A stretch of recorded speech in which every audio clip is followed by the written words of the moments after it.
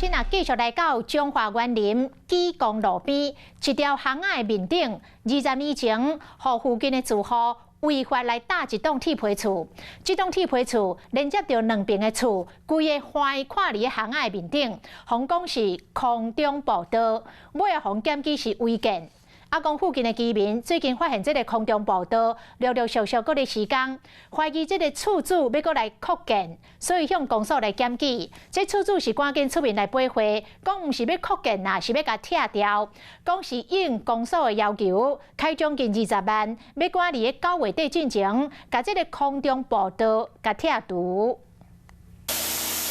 伊这样就30号，毋过嘛是有几个工人不用试伫咧施工。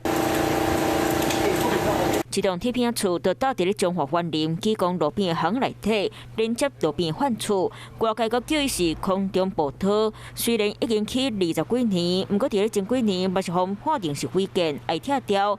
结果民众发现，最近厝主派人开始伫咧施工，怀疑是阁要起甲大厅，厝主就讲无啦。阮就是全部拢要拆啊！而且限期我当时爱拆了。伊进前文来是9月19号。 上一份去管府，阮甲你提起，阮甲写9月24号拆除到好。厝主讲是公所要求，开要20万，请人来拆掉，嘛强调伊有这条路的产权，认为已经有互人通行哈。不过伫咧顶个搭铁片厝，被互拆掉，就感觉真委屈，公所就来做出回应。 是由上到还是必须要让重灾使用，为了避免救灾，还是希望把现有上到上面的空间把它腾出来。